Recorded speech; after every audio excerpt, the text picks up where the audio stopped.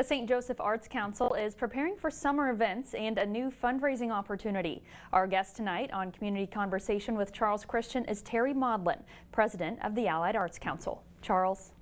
Thank you, Morgan. Thank you, Terri, for spending time with us today. Thank you for having me, Charles. And you have some very exciting things to announce. But first of all, you've made a transition kind of into very actively running a restaurant nearby and store to getting very involved with the Allied Arts Council. Talk about that shift in involvement and why that's important to you. Well, even all my life, I've been very being part of a community is very important. Giving back to a community is very important. I'm actually a child of music educators, so certainly the arts has always been a big part of my life, and anyone who's been part of it knows that. So the beauty is that all ages can participate in the arts, and but they're a great way to enhance our community. But the reality is, it takes some money behind those organizations because ticket prices don't cover a lot of things. So that's right. So that's why the Allied Arts Council came together many years ago, and I was recruited, I think, by a friend that recruited me to the board several years ago, and now I'm serving as president. Very good. And speaking of the ticket prices and the need to supplement them, you guys are kind of at the beginning of or kind of in the middle of your annual sort of fund drive. Talk about that a little bit and the next event coming up with that. Yeah, so we are in the Arts Fund. This is our theme this year, Choose Your Art Venture. Right. We know there's a wonderful selection of activities that you can do and share with your family and friends. So the Arts Fund was started probably over 40 years ago, and the number of funded agencies has changed, but those agencies have to put together basically a business plan and ask for funding. Their boards help us with this fundraising, but it is an important time we come together as a community one time a year to take a break, consider what you're giving. We want you definitely to take advantage of the amazing performances, but the cost of a ticket, as I mentioned, does not cover the cost of putting on, supporting the staff that works full-time with these agencies, musicians, other people. So we need to supplement that.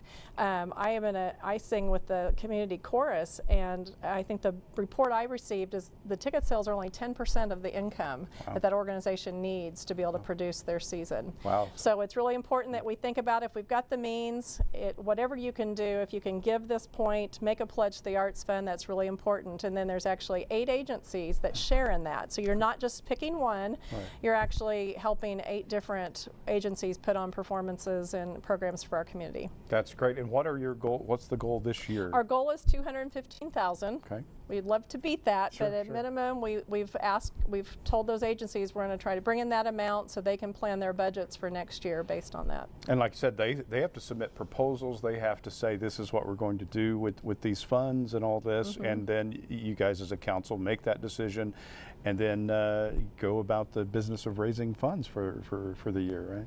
Right.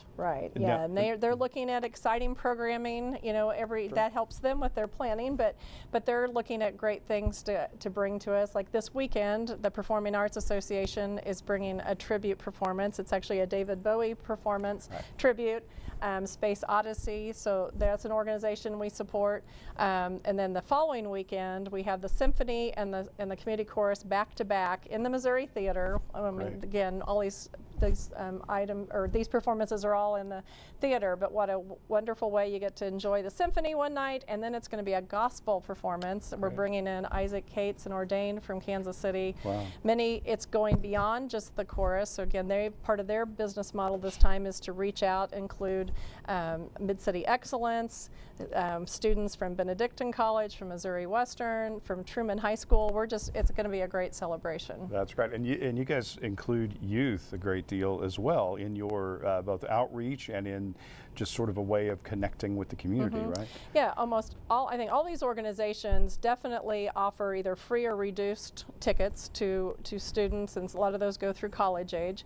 They also do special performances for the students, and a lot of times their programming is geared, our RUT, the Ruby Doo Resident Theater, they were able to include children in many of their performances. Some of them are definitely more children-oriented performances. And then we have the Community Creative Arts Productions, CAP. They run actually a camp every summer, and so it helps our families a lot, having great programming for their children, as well as they get a chance to be again on the Missouri Theater stage and be part of that. That's great. Now, your next event as part of this is you have a beer walk coming up. Tell us about that. What's that about? How do you do that? We do. Yes, in addition to asking for pledges at this time, we're going to offer a little bit more of a fun event. It's the beer walk that we've done pretty much every year. I should know how many years, but this year we're going to be again, I think, up in the Museum Hill area. We get wonderful community members open up their homes, so you get to get inside some of these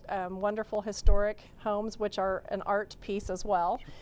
Inside you get free music, you get a snack, and you get to try some beer. Okay. So it's a wonderful afternoon, May 13th. You can our website is stjoearts.org.